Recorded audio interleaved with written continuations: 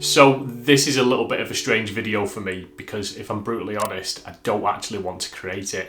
I want to sit here and tell you that everything's great when actually it isn't. So if you've seen my channel before, you may know that I recommend a piece of software called Wondershare Filmora as a video editing software that's perfect for beginners. It's affordable, it's feature rich, and it's really easy to learn. It's been my go-to option for all of the content I've created on this channel. Now, Filmora have just released version 13, which is their next major release. And I was looking at the feature list of all these brand new things that are going to be part of that version, thinking, oh, I'm going to create a video and just show everyone all these different features and how it can help them edit videos faster, better, and all of the good things, embracing AI technology to take video editing to the next level, if you like. And I got all excited and I started looking at all the features and testing them out for myself, and to be perfectly honest, I was really disappointed and underwhelmed. Sadly, not everything is sunshine and rainbows all the time, and what I'm going to do is I'm going to walk you through these features and I'm going to show you which ones I think will actually help you with your video editing and which ones maybe need a little bit of work from the team at Filmora before they're going to be any use to you. So make sure that you stay tuned so that you don't waste an absolute ton of time trying to use these features when perhaps they're not quite there yet. What I'm not here to do is rain hate on the team at Filmora. I've worked with them in the past, I hope to work with them in the future. It's a great bit of software. I just feel like some of these new features have just felt a little bit short. Okay, so I've just upgraded and launched Filmora. I'm just going to click on New Project. Now, this is the first feature that Filmora have launched. And this one's not too bad, to be honest, but it depends whether you've used Filmora before or not. So just here, you've got this little icon. If we click on that, this is called the Filmora Copilot. So if you think of ChatGPT or like a little AI assistant, that's what the Copilot is. Now, you get 50 queries a day that you can use, and you can basically just ask it questions. So let's keep this basic and just type a question in. So what that'll do is that'll go away and it will give you a little bit of instruction on what you need to do and also a little bit more further reading as well. So let's try something else. So we'll try something that's outside of Filmora, just a general question, and see what it says. So I asked it how long a good video length is for a YouTube video, and it said 5 to 15 minutes, which is probably about right. But yeah, if you think of this as just like ChatGPT. Now, if I'm going to be brutally honest, I'm probably never going to use this because I've never clicked on help. If there's ever anything that I want to learn or do in Filmora, and generally I'll have a look on YouTube and see if there's anyone else that's done it and follow their tutorial, which hopefully is what you're doing now. But it's a nice little ad. And once you've got Filmora installed on your machine, I'd love to know if you actually use it and what you think of it. So next we're going to look at a feature called AI text-based editing. Now I'm really excited about this one because I've used a tool called Descript before that does this exceptionally well. That's kind of their thing, that's what they do. Now I'm kind of hoping that Filmora replicate that, but let's see what you think. So I've already created this video. Now it was a bit of a pain because I'm trying to demo Filmora and also record Filmora. So I've had to kind of record a little bit on my mobile and then create the sample video as well. So this should hopefully make sense. But I've basically created a little video and I'm going to drop it into the timeline. Now this video is full of me going constantly. Now what Descript would do and what I'm hoping Filmora would do is that it would identify all these and let you chop them out with one click of a button. So we've just dragged that into the timeline. I'm going to right click on it, go to this Smart Edit tool and do AI text-based editing, silence detection. Now you can do sound-based editing, which will look for any gaps, any pauses, and it'll just automatically remove them. We want text-based editing, that's the new feature, where you can delete the clips you want to remove based on the text converted from the video. I'm going to choose English UK. So what that's now going to do is it's going to go away, it's going to convert that video by transcribing it. It's going to take all the words, everything I've said, and it's going to put it onto that right-hand pane there, so as you can see. And then on the left-hand side and at the bottom, we've got a preview of the video. And also, if we click through the video, you can see it's added these captions. Now, it's easy enough to delete the captions, so don't worry about that if you don't want the captions to show. Now, on the right-hand side, so what I found, this video is actually not too bad, but I've actually found that the transcription is hit and miss. Now, that could be my accent. Not everyone understands my accent, so some of the transcription tools do struggle, but I didn't find it was particularly accurate. Now, the other thing is, I said the word or not even a word, the sound I must have said that 500 times in this short 25-30 second clip. And if you look at it, I don't think it's picked up one. If I click here, put the cursor here and press play, it'll start actually showing the video from that point. I've lots of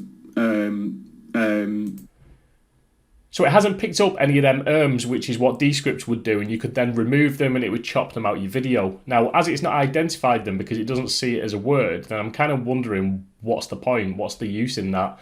So yes, I could edit this like a text document, and let's say we don't want this part of the video. We can just highlight it, press delete, and there it goes. You can see it got chopped out of the video at the bottom. But if I'm not seeing all the filler words and all the nonsense, how do you really know what you're editing? It just doesn't quite work, if you like. It's not as thorough as it needs to be. The other criticism I would have is that once you've put like quite a large video in here, the formatting just isn't right. You've got like odd gaps and little indentations. It just doesn't look particularly good. So the whole point is that it looks like a text document, and I get that, and I get how that could be really useful, but it just doesn't hit the grade for me.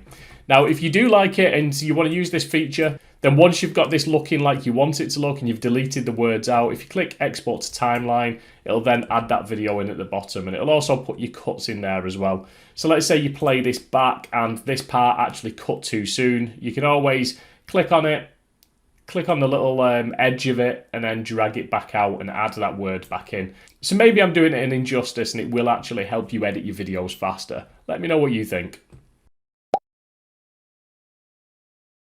Next up, we have to go out of Filmora and go back into it, because next up we've got this AI text to video. So the theory behind AI text to video is exactly like it sounds. You basically copy and paste a script in and it's going to generate a video automatically.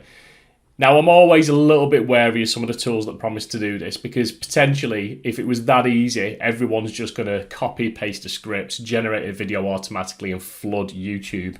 And I think, as you'll see in a minute, I don't think it's as straightforward as that. So once we've clicked on that option, it comes up and asks what the script is. And you've got two options here. You could go to the scripts that you've already pre-written and you could copy and paste. Just note that there is a 2,000 character limit. Or you can generate one with AI. So let's try an AI one.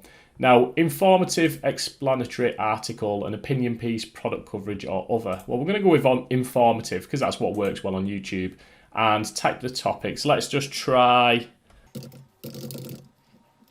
So we're just going to put the 5 fastest mammals and see if it creates us something in here.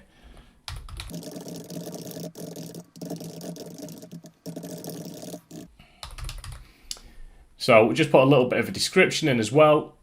Now at the bottom here, you can see where it says estimated consumption. So they're your AI credits. Now, when you sign up for a trial and different things, you do get some credits. I've got 2,600. I've no idea why I've got that many or what I've done in the past, but plenty that we can play around with.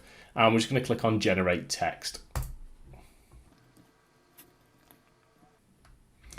Now it's gone away and it's come back and it's give us a little bit of a rundown. I'll be perfectly honest, that's very brief. That I'd probably wouldn't even make a YouTube short. But what we'll do is I'm going to take that and I'm going to actually go to ChatGPT just to expand on that a little bit.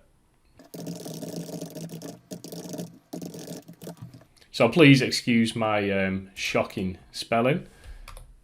So we're going to put this script in and we're going to make it, let's make the most of that 2,000 character limit that we've got.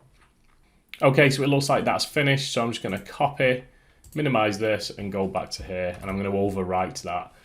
Now that's saying we've gone over. So let's just, right. So it was actually slightly more than 2,000 characters, but that's fine. So we've got more content in here now. Now I don't actually know what you do if you need to create a video that's more than 2,000 characters. I guess you would have to break it down and do almost chapter by chapter, but it may not be relevant, as you'll see in a second. Now, text language, you've got different languages in there. I'm just going to leave it as English US. And video ratio, if you want to create a short form video, then you can do. And video voice, you've got 4 different voices in here. And if you click on these little buttons here, you can hear a preview. Wondershare, creativity simplified. So I'm going to choose Davis and I'm going to press text to video.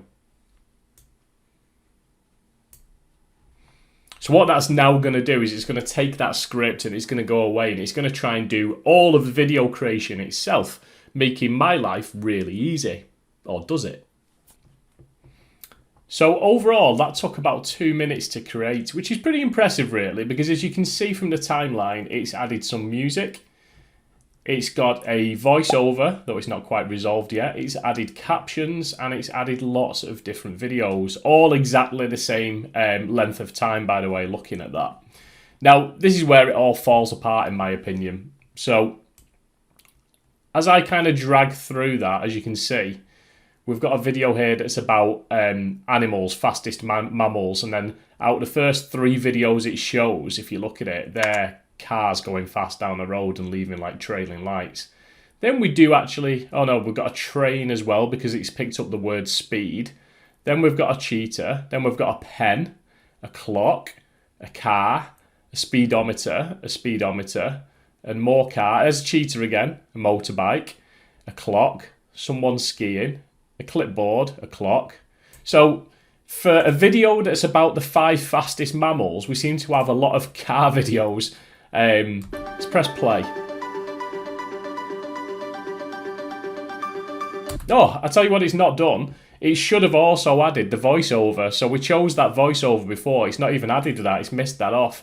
Now, what I would say is you're not missing out on anything. Them voiceovers, they're okay, but there are tools and software that you can get that is much, much better at doing voiceovers. So even if you were to just add that bit in yourself later. But yeah, the theory's good. I get it. It's that you just put the text in and it creates a video, but the actual result, the output, and I've not had anything tell me otherwise. I've tried this numerous times. Everything I've actually generated has been pretty poor. It's usually kind of music that doesn't really fit, videos that don't really fit, and then a voice that sounds a little bit too robotic. So no one is going to actually take that, put it on YouTube and have success. I just cannot see it happening. So my other issue is that if it was that easy, everyone's going to do the same thing. So you're still going to have to differentiate yourself from the others. So it just seems a bit of a pointless tool in my head. But I could just be missing why it would be useful. Maybe I'm too focused on creating YouTube videos and growing a channel. Maybe it's actually very useful for a different purpose and I'm not being fair. I don't know. So the next feature is the AI thumbnail generator. So if you're a YouTuber and you want to create your thumbnails from within Filmora to make the whole process of uploading videos a little bit more streamlined, then now you can.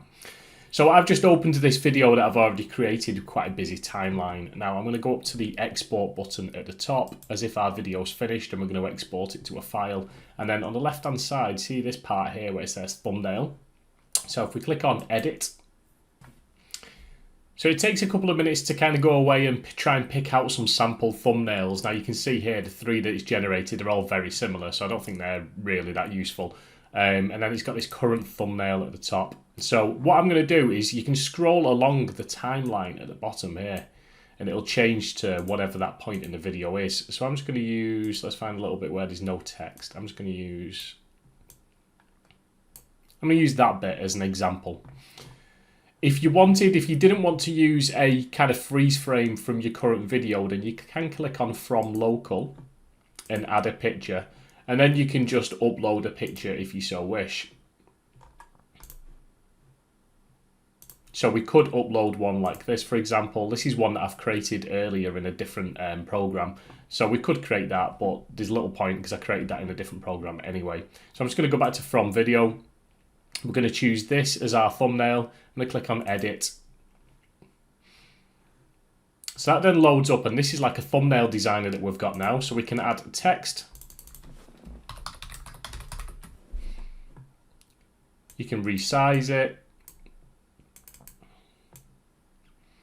You can do all of the usual stuff. So you can change the font. So we'll just make that slab of black. You can change the color. You can make it bold, italic, change the formatting, the letter and line spacing can be changed. You can rotate it, change the scale, you can put a fill on it, you can add an outline. So all of the good stuff that you can normally do, you can do in here as well. So this is all right, actually. This isn't too bad. We can add a shadow. Let's make that shadow black. So there's lots of playing around with the text that you can do. Ignore the fact that what I'm creating here looks rubbish. I'm just showing you just to show you the options. There's also some templates that you can use as well. So if you click on templates on the right hand side, and it just gives you a few examples. So you've got like a few food ones, you've got some vlog ones. So you could actually double click on one of these if you wished and load these in and kind of use that as a starting point. Or you can create your own. You can add an image if you wish. So let's just add, it's going to look pretty rubbish, but let's just add this microphone. Like I say, this is not a high quality example. In fact, it is abysmal. You've got this remove background button as well. So you see there with the microphone, see how it's just removed the background from that. So that's actually pretty useful. I like that. So we can just resize that, and let's just put a drop shadow on that as well to make it just stand out a tiny bit. So there's lots of different options you've got with images and text. And you've also got these templates. What else can we do? So we can also replace it, we can crop it, and that's about it really. So it's mainly text, images, and then the options that you've got in between. You can even take the background off the main image if you wish. So if we just click on the main image and click on remove background, it doesn't do a bad job. There is a little bit of kind of background, looks like my chair that's showing through there, but it doesn't do a bad job at all. Now, some people might find this really useful. I'll be honest, it depends what else you use. So I think what Filmora are trying to do with a lot of these is they're trying to replace your other tools so that you don't need a subscription for 50 things. You can do a lot more of it within Filmora. So the text-based editing, thumbnails, the voiceovers, it's all stuff that you might have all these different subscriptions for. And that's fine, and I like that. I like the fact that they're trying to put everything into one place, if you like. Personally, I'm not exactly a creative whiz, so I don't use Photoshop or anything, but I'll probably continue to do my thumbnails in Canva because I think it just gives me far more flexibility and options. But this isn't bad. I'm not going to knock them too much for this. It's got premise and it's got some good options in there as well. It's just probably a little bit too basic. So whilst I've got this video open and I've got quite a busy timeline on it, like I said, I'm going to use this as an example for another feature I've created, which I actually quite like. It's called MultiClip Editing. It's where you create a compound clip. So if I just highlight some of these clips that you can see there, and what I'm going to do is I'm just going to right click and I'm going to create a compound clip. Now I'm just going to call these screen recordings and press OK. Now, do you see how it's grouped them together there and added them in green? And what you'll also notice is on the left-hand side where I've got the main timeline, I've now got screen recordings, which is what I've just created. Now, if I click on OK, it takes me into a timeline that just contains them one things. So where this is good is if you've got all these different separate clips, but you want to apply the same edit or effect to them all at the same time. Sometimes it can get a little bit confusing using a video editing tool where you've got all these different clips and you're trying to remember what you set on this one and what you set on that one. So this just gives you a way of doing them all at once. So you can go into that timeline, or if we just go back to the main one, if I change, let's just open it up as an example. So let me change the scale, if you like, of this part. And let me just find it again because it's just gone off screen. So let me just drag it back over. So you can see we've made that circle bigger. We could also add a drop shadow. And what you'll notice is, even though this was made up of lots of different clips, if I scroll along that timeline, see how it's applied it to them all, you'll notice the difference. If I go to the next part, which wasn't included, see how it drops back down and is less of a drop shadow. So it just applies that setting to all of them. So that's really useful. I like that, and I could see how that could be very useful for someone who's got quite a complicated setup. If you're a beginner, then I wouldn't worry too much about this. I don't think you'll use it as often. But yeah, good feature. Well done, Filmora.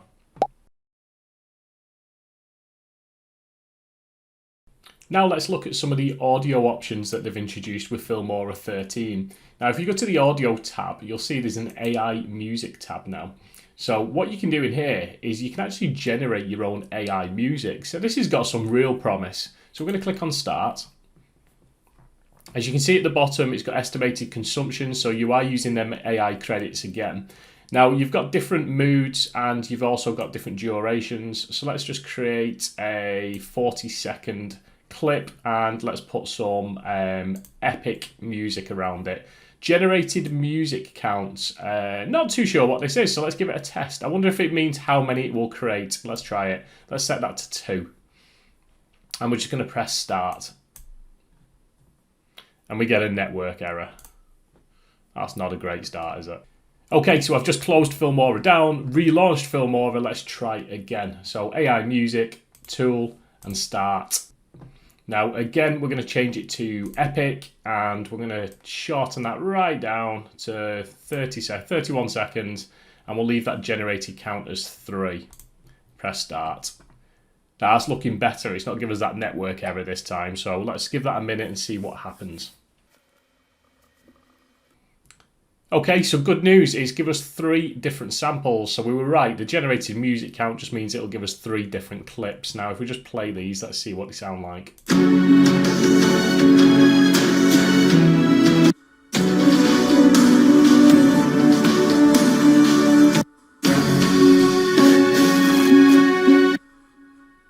Okay, and I can get that. I can see how they would all be categorized as epic if you like. Now we can download these here so that it's available in Filmora. So let's just download all 3 of them. And there's also a learn more button. Now it does say music download catalog and non-commercial use. Let's just double check what non-commercial use, what they're trying to tell us here, because this could affect us if we're using it for YouTube maybe. So we're allowed to use it for web videos, audio blogging, personal channels, social websites. Okay, and okay, so I'm happy with that. So we can't use it for commercial performances, advertisements, promotions, or any media transmissions. So that to me suggests that we're good for YouTube and we're not going to get kind of any copyright strikes. I would hope not really, because it is AI generated music. So this doesn't necessarily belong to an artist. This is supposed to be unique and generated by this feature itself. So you wouldn't have thought that it'd fall under any kind of copyright, but always good to check with these things. So let's close that down now. And if you go to the generated one, we can see that they're in here. So we can add that track as we normally would.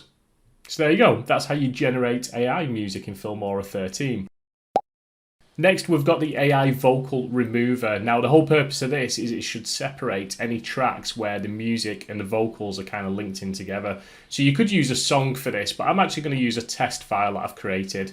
So if I just drag this over, this test file basically is me talking but with some background music playing over the top of it as well. And all I've done is I exported it as a WAV file so that it's all within the one track, as you can see down here. So let's just press play on this. As you can hear, this is me just talking, doing a voiceover. This should show on the timeline nice and easily.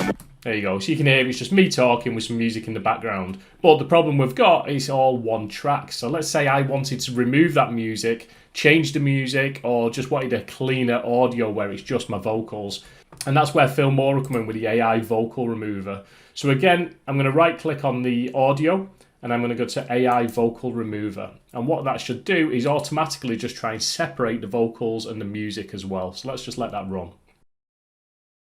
Okay, so that's now split that into 3 files. Now what I'm going to do is, this is our original where it's mixed in together. I'm just going to delete that, and I'll just play the difference between these two as well. So let me know what you think.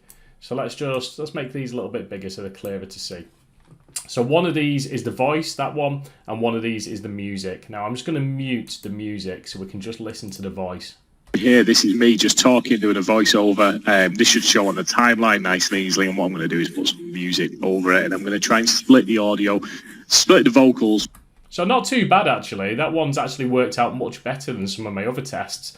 It does sound a little bit like I'm underwater, but I do have that kind of voice anyway, where I've got a bit of a blocked nose. So it sounds a little bit different to my usual voice. I think you would notice it compared to kind of just clean audio. And I have had tracks where you do get the music leak into it as well. So it removes 90% but leaves 10% in. But that's actually pretty good. I'm quite happy with that. So let's mute it. And then let's mute the background. So this one should just be music. Let's press play.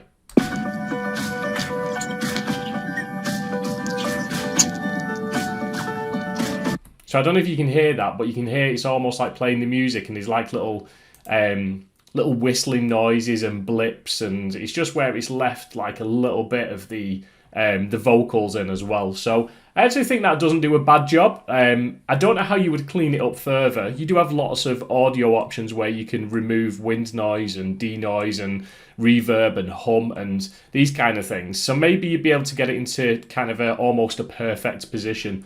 I'm not too sure how often I'll use it, and like I say, results do vary, but it's got the premise of being a good feature. So now we're going to look at AI smart masking. Now, if you don't know what that is, a mask is when you create almost like a shape or a layer so that you can cut an object out and then you can put maybe a different background behind it. So as an example, we've got this clip here, which is just me talking to the camera, and it's basically just me sat at my desk holding a cup of coffee. Then I've added this clip here, which looks like it's a field. Now, what we're going to do is I'm going to put that field underneath that clip. So you're not going to see the field because the clip above it takes up the entire screen. Now, we're going to use the AI smart masking to cut me out. So the way we do that is we click on the clip that we want to cut. And on the right-hand side in our properties, I'm going to go to mask, and we've got this AI mask. Now, when I click on that, I get these different options. You've got smart brush, select character, which will go away and it'll actually pick out my character. So you can see there, it's already put all these points around it. Now you can see there's a few of them that aren't quite accurate. So if we actually can drag these across and put that closer to my face, it's probably picking up the chair that I sit on in the background. So you can kind of manually fine tune it. So that's fine. You've also got select subject, which again, if you've got multiple subjects, it'll do the same thing, but the character one's a bit more accurate. You've also got Smart Brush. What Smart Brush does is it lets us just kind of draw down and choose the actual thing that we want to put a mask around. Now, I've just done that there, and you can see it's actually included the chair. So let's just undo that. Go back to Smart Brush. We'll actually delete that. Use Smart Brush again, and I'll actually draw more around. Instead of just doing that line, let's kind of draw around what we're looking at here. It's obviously because I'm wearing dark clothes and I've got that chair behind me. So there you go, that's more accurate. And again, we can just pull in the results a little bit and manually do it. Now what we do next is we need to tell it to go through that sequence of video, because you can see there, if I just scroll down a little bit, see there, it's cut out based on what we've just selected. But if I move, I'm outside of that mask. So we need to go back and we'll choose this mask. And then down here, you've got this path button. So path basically follows through and checks for like the motion. So let's press that and let it run through. So what that will now have done is it's run through and it's basically looking at where I move and where the mask needs to adjust. Now, here's my problem. So let's just play that and see what we think and whether it's done a good job. I'm just going to mute it as well so you don't need to listen to it. So you can see that the mask is moving, but it's not moving very accurately, is it? It just shows all the gaps kind of around me. So at times it's lined up and at times it isn't. Now that's me sat there barely moving on a chair. Imagine where it was a clip where something's actually moving quick. I found the results are even worse. So again, it's got potential, but it just doesn't work. It's just not accurate enough. And hopefully that's something it can improve. But I am going to jump to Filmora's defense. Ignore this AI mask feature. I'm going to show you a different feature here that actually, to me, does the same thing and works much, much better. Now, this isn't a new feature. That's the strange thing. So let's change that mask back to nothing. And I'm going to go to AI Tools. And I'm going to click on Smart Cutout. And we're going to click on this button here to start it. So like I say, this isn't a new feature. We're going to do the same thing. We're going to brush. And we'll just go around. What that should do, it's included the chair, but that's not a problem. So what that does is it automatically highlights what it thinks you should highlight. So you can actually choose this eraser as well. So you can got a brush and you've got the eraser, and we can make the brush size bigger as well. So let's actually just try and get rid of that chair. Let's see what it does. It gets rid of it mainly. And this is just a very quick demonstration. I don't want to spend ages. Obviously, you could tidy this up much better if you had the time. and I found generally it's pretty accurate. I think it's just because I've picked a video with a very dark background that it's done it. But it is what it is. There you go, bit of a rough tidy up there. Now this is the bit that's kind of frustrating because now we've chosen what the subject is. If we click on this, and it's gonna run through in the same way. It's gonna track the movement. It's gonna process it in the same way that AI auto mask did as well. So let's just wait for that to finish. Okay, so that's now finished. Now, that will be sped up when you're watching this on this video because that took about 2 minutes there to run through on what was it, like a 15-second clip. So not fast at all. But I'm now just going to save that. Little caveat, you can see little bits of the chair, but that was me colouring it in. If you actually had a bit of a cleaner background, that'd be more accurate. But let me know what you think here. So let me know if you think this is clearer or worse than the AI auto mask that they've released. So I'm just going to press play.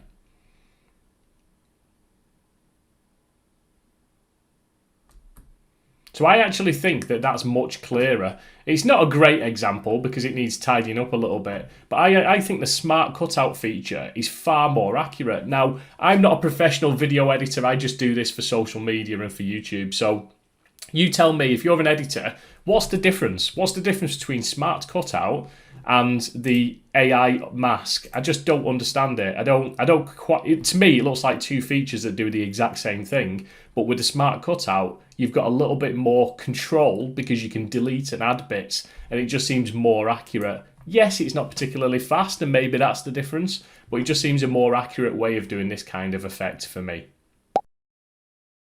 One thing Filmora have done, which I do like, is they've actually improved the screen recording. Now, this is a bit of a bugbear of mine because I do a lot of screen recording and I have to go out and use different applications because Filmora just don't seem to invest in it quite the same. So I'm pleased with this one. I will caveat that and say it's quite a basic feature that they've added. Now, what I might have to do is use my mobile phone and just show you this because I'm currently using a different application, so it's not really going to let me use the webcam twice, if you like.